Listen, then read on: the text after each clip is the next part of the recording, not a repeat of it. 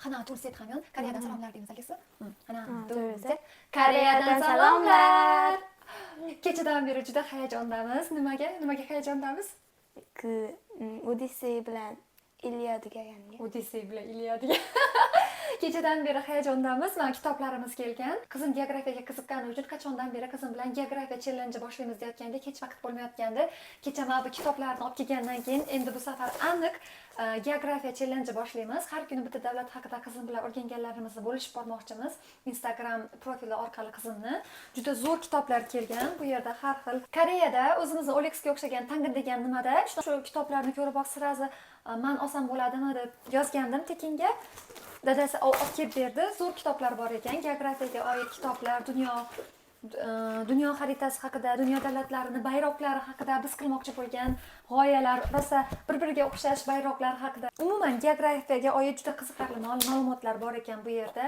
Menga eng yoqqani mana bu yerda Science kitobi bo'ldi. Bu yerda astronomiya bor. Juda qiziqarli mavzular, odam anatomiyasi bor. Menga mana shu yoqda eng yoqqan kitobi, lekin qizimga menimcha boshqa kitob yoqdi, hozirlab kelamiz. Qaysi kitob senga eng yoqdi? Qachon cho'aqanin chegin? Iliada Odissey. O'sha mashhur yoshligimizda o'rgangan Gomerning Yunon nimasi edi? Epik shoiri, Yunon epik shoiri Gomerning Iliada va Odissey dostoni esingizda bo'lsa, tarix fanda o'rganganmiz. Buni berayotgan kishi qizing nechinchi sinf deb so'radi. Qizim 4-sinf desam, unda dedi Yunon mifologiyasi haqida kitoblarim bor, berib boraman degandim. Qizimga bu juda ham yoqdi. Nimaga yoqdi bu senga bu kitob? 아니요, 우즈벡 말로 해봐. 알겠어, 그냥 한국말이야. 어때? 카레스차 다이다. 역사에 좀 관심이 많아서 재밌었어요. 너? 또요? 응. 뭐 배웠어요? 나올란 어르기한테. 여기서요? 네. 그냥 헥토르라는 사람이랑 아킬레우스라는 사람이 싸우고 그리고 트로이라는 나라가 어딘지 몰랐는데 터키라는 것도 알게 됐어요. 아, 트로야 haqida o'rgandik. O'sha Troya degan davlat emas, o'sha paytda bo'lgan Troya, hozir yo'q Troya. Keyin yana kıyan kıgoran kıgo savunan go kimdir bilan kimdir urushgan emas. Umumiy qanaqadir biror narsa o'rganishing kerak-ku, bir xulosa chiqarishing kerak. Ya'ni men nima demoqchiman, yaxshilik g'alaba qozondimi, yomonlik g'alaba qozondimi yoki kimgadir sadoqati, kimnidir shuning narsalar haqida biror narsa olishing kerak-ku o'zingga. Navlaqda kim misol uchun shunaqa vatanona bo'lgan muhabbati. Odissey haqida nima o'rganding? 오디세이? qanday inson bo'lgan Odissey? 오디세이도 뭔가 성실하고 성실하고 착한 것 같아요.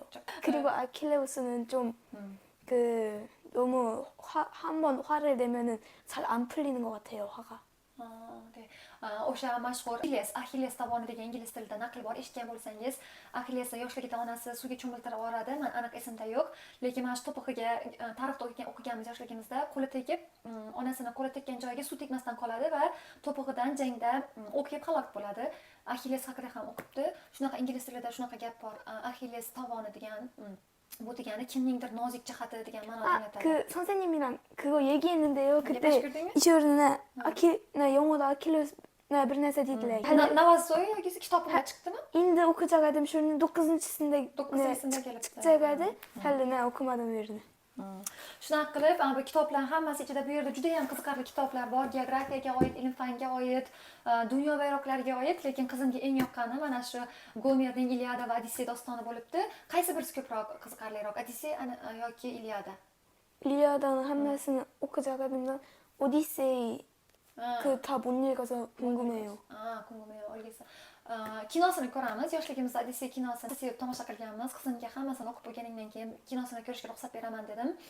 Kinosini ko'rsa, boya kitobda o'qiganlarini yanada anglab yetib, qiziqarli bo'lib, tarixga qiziqish ortadi, davlatlar haqida qiziqishing oz. Mifologiya, men ham yoshligimdan tarixga, umuman Yunon mifologiyasiga qiziqqanman. Qizim ham hozir qiziqadi, o'zimga o'xshaydi. Birga gaplashish qiziqarli.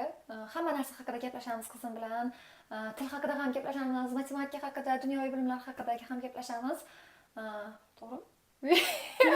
Mikroketma. Chenisa, o'zimga o'xshayapsan deb hazil qilaman. Yoqmay ketsa, ba'zi qiliqlar yoqmay ketsa, uyini yig'ishtirmasa, nima qilmasa urushib qo'yaman, dadangga o'xshaysan deb.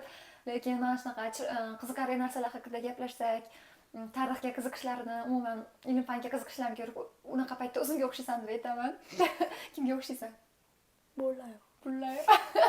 Tashqi ko'rinishi kimga o'xshaydi? 할머니. Almoniya buvisiga o'xsharkan. Shunaqa qilib, shunaqa videolarimiz yoqsa, qiziq deb yozib qoldiring kommentariyada. Biz oilaviy Xorazmdamiz, Koreyada yashaymiz. Qizim bilan o'rganyapmiz, geografiya challenge boshlamoqchimiz. Belgilab qoldiraman qizimning Instagram profilini. Har kuni 1 yil davomida Xudo xolasa shunaqa niyatimiz bor, boshlab olamiz. Har kuni bitta davlat o'rganmoqchimiz. Xudo xolasa nasib bo'lsa, Koreyadan bye bye.